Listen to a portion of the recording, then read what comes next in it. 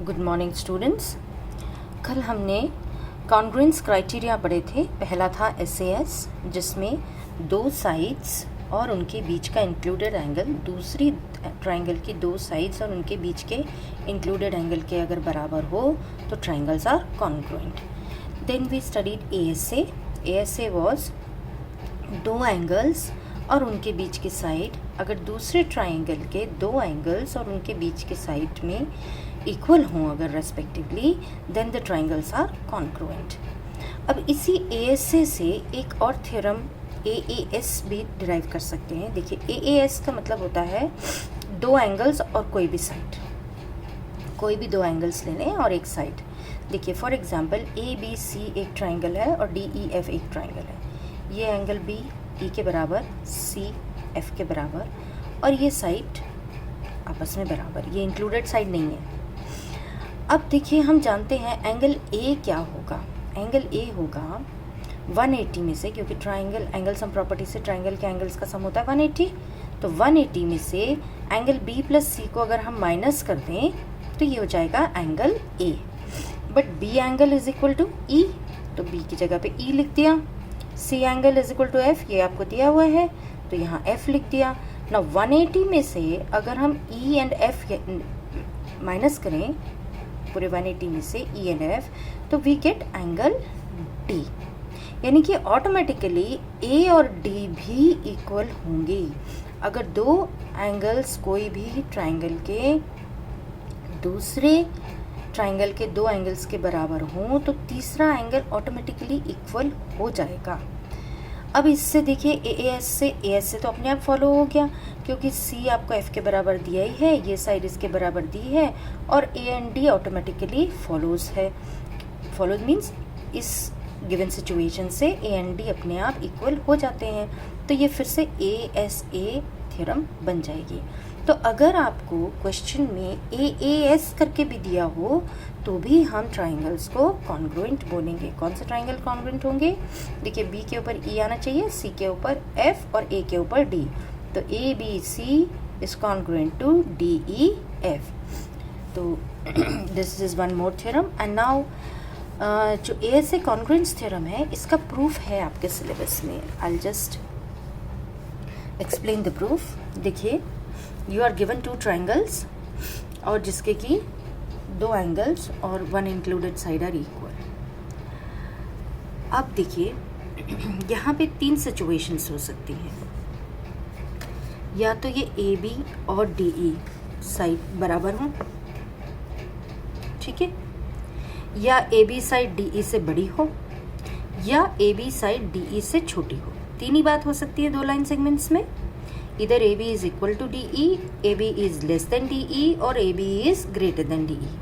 Now if AB is equal to DE, अगर ये दोनों बराबर होंगे, then this is first case। अब क्या करेंगे? AB DE के बराबर हो गया, एंगल B आपको एंगल E के बराबर दिया ही हुआ है ASA के लिए, और BC भी आपको EF के बराबर दिया है। तो SAS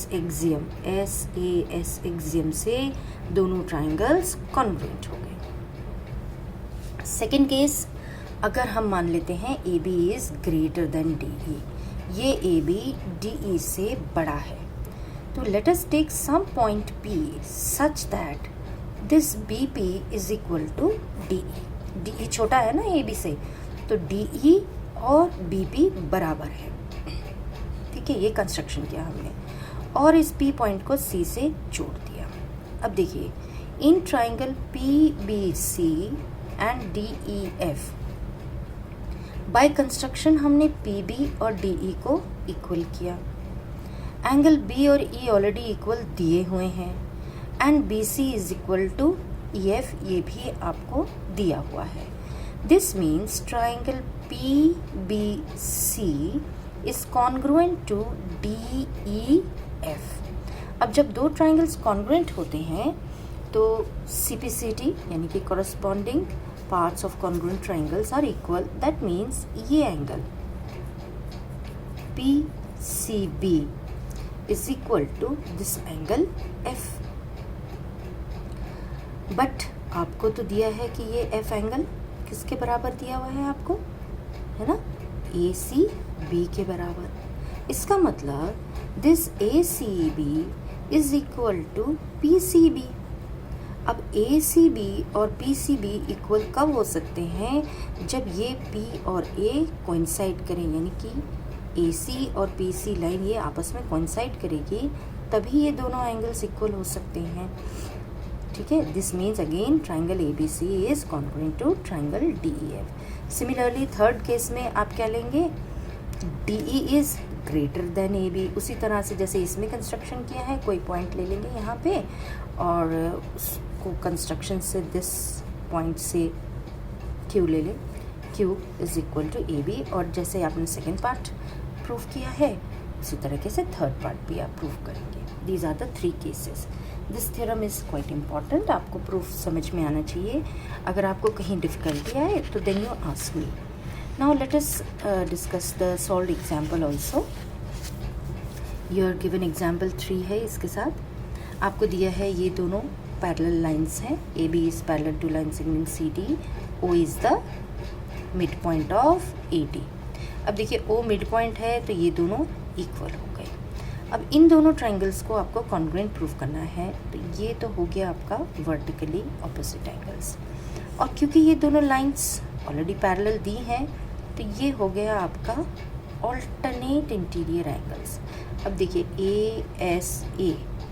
ASA से ये दोनों ट्राइंगल्स कॉन्ग्रुएंट होंगे। AOB is congruent to A के ऊपर D एंगल आना चाहिए और O के ऊपर O ही आता है, वर्टिकली ऑपोजिट है तो DOC। और जब ये कॉन्ग्रुएंट हो गए, दैट मीन्स कॉरस्पॉन्डिंग पार्ट्स यानी कि CPCT, corresponding parts of congruent triangle से OB is equal to OC। OB is equal to OC. That means O is the midpoint of BC. I hope आपको ये concept समझ में आएंगे. Now you try question number 1, 2, 3 of exercise 7.1 and if you find any difficulty, do let me know.